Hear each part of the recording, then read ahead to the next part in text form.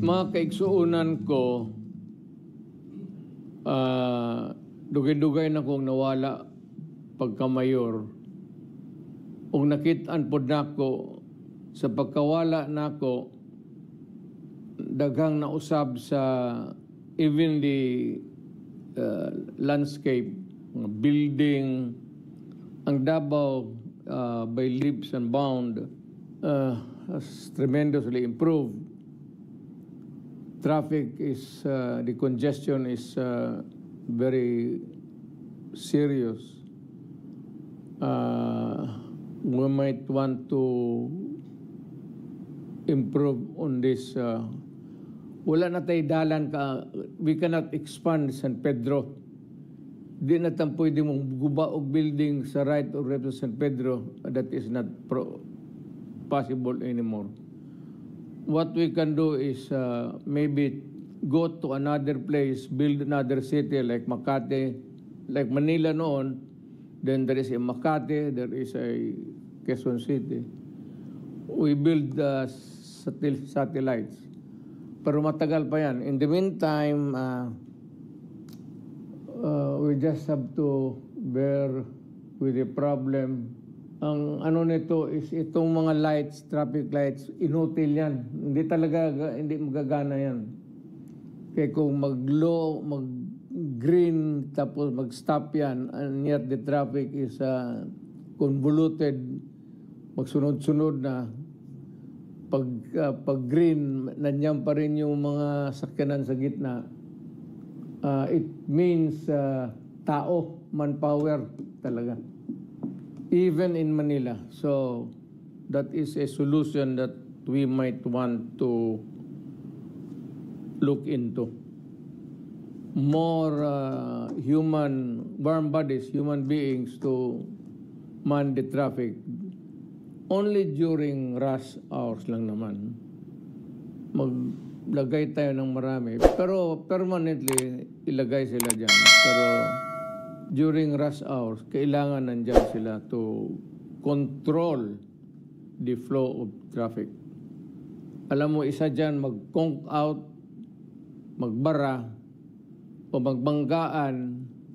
Kung walang tao ang mag-control dyan, magsabi dito tayo muna magdaan, dyan na magkabuhol-buhol yung traffic. So, manpower is what is needed of the moment. We will try to solve the problem. On the other side naman, what does that translate or mean to anybody or everybody? It means that Davao has developed tremendously. Maraming sakyan. Not only Davao City, but yung community. Maraming pumapasok, and yet we cannot expand internally kasi nandyan na yan. What we can do is just control yung traffic sa loob. Tao talaga yan. Kasi yung highway okay na yan. Kukunti na lang. But we need more traffic personnel. So yung traffic division ng police department, we will ask the Philippine National Police to add more men. Total maraming trained motorcycle cops dyan, nag-training. And we would need about, tingin ko, another 50. Another 50. Or even 75. To maintain the smooth traffic. It's really a problem of manpower. Hindi mo masahan yung red tapos green. Kasi pag nakabuhol-buhol na, itong wala na magawa itong, wag mo maasahan, hindi mo maasahan yan. Dito ka sa baba magtingin, tao. So, kailangan magbitaw ka ng maraming tao. That is one solution that, or about the own solution at the moment that's in our hands that we can improve on. Kunting pasensya lang kayo. Ang ibig kong sabihin, bigyan ninyo kunting panahon ang gobyerno mag-isip at to implement a solution.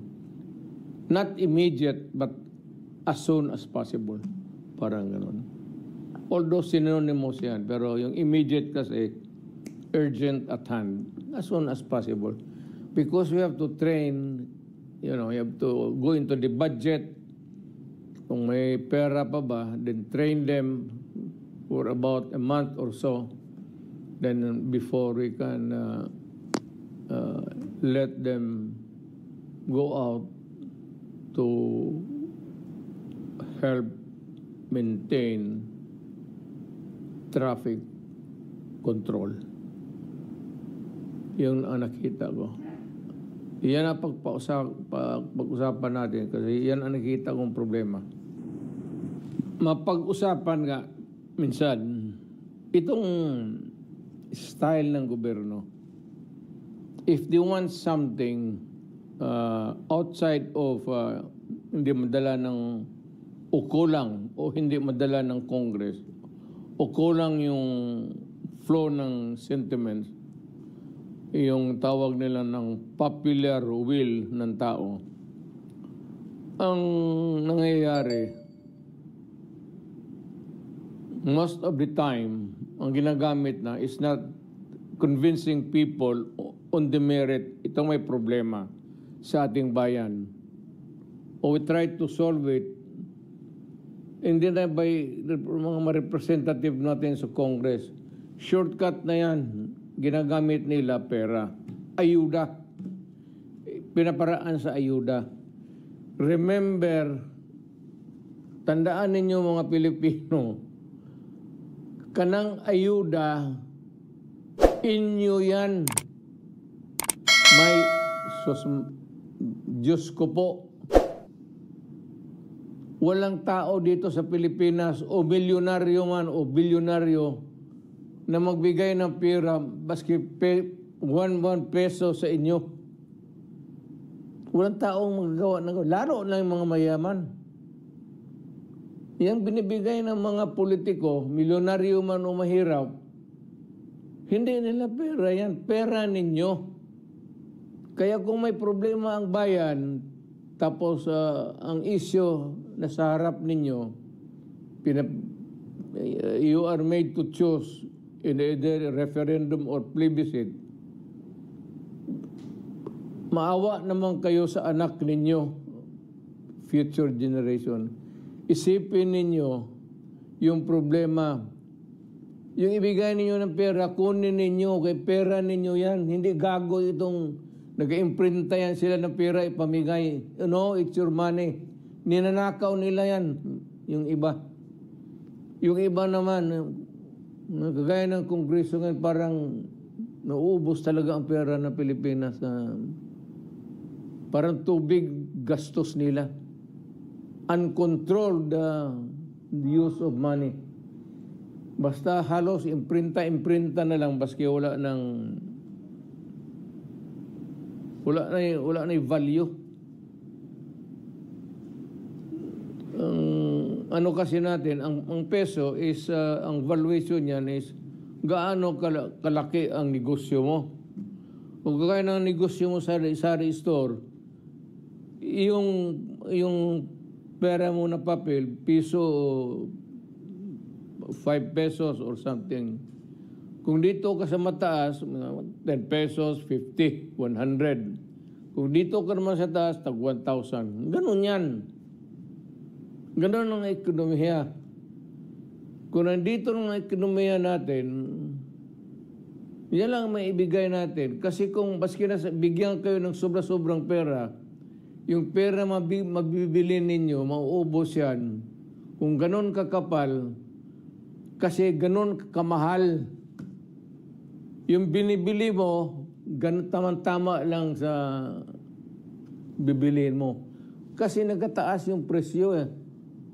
Yung huwag ninyo sabihin na pera nakalamang. Hindi, nagtabla yan, ganun palagi yan. Hindi pwede yung Carne Norte, bababa lang, tapos sa taas yung pera mo na mabibili. Ang Carne Norte, habol yan pati sardinas. Ganun ang laro dyan. Kaya kunin mo yung pera, gastusin ninyo, huwag kayong mahiya, huwag kayong tao na mag-guilty. Hindi karapat-dapat, pera ninyo yan. Walang tao dito sa Pilipinas na gago nagbibigay ng pera sa sarili. Pera, ayuda, huwag ninyong, huwag kayong magkaroon utang na loob. Pera ninyo yan. Nilalaro lang tayo. Tanggapin ninyo yan, pera ninyo. Sabihin ninyo, dagdagan pa ninyo. Kasi yung pagod namin pagka-Pilipino, kulang ito. Ika'y nagtatrabaho, liburer ka, nagkukontribute ka sa economy ng Davao, mga building, someday yung ginamasa mo na simento, maging building yan. You improve the economy kasi yung mga building yan may mga kwarto-kwarto. So marami magpasok ng magkailangan ng mga kwarto-kwarto, negosyo. Magtayo sila ng mga building ito, kailangan nila ng mga... Ganon ang ano niyan. Ibig sabihin, walang libre dito sa buhay na ito. Pinaghirapan mo yan. Inyo yan. Tanggapin ninyo, inyo yan. Huwag kayong magpasalamat. Yan ang mensahe ko para sa Pilipino. Sa mga kaigsunan akong Pilipino, mga kapatid ko, sa lahat na, sa buong bayan ng Pilipinas,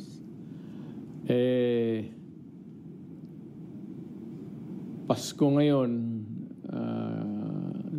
somehow, as your former president and a leader of the community, I have to give my yearly marinig man lang ninyo yung ano ko sa what's in my heart. Ang ano ko lang is na sana maawa ang Diyos at yung ekonomiya natin ay hindi bababa, medyo umaakyat for us to have the opportunity for lahat na gainful employment for everybody and enough money circulation to help others to maintain a little enterprise or business and makahanap buhay ng mga sariling kanilang mga negosyo at maliit na whatever is there. Basta something that is gainfully employed para makatulong sa buhay.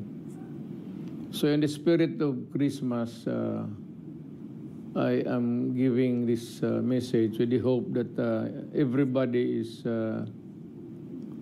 comfortable now, at least a little bit. Mas improvements of yesterday. At sana magpatuloy ang law and order na ngayon. Hindi masyado magulo ang bayan natin. At yung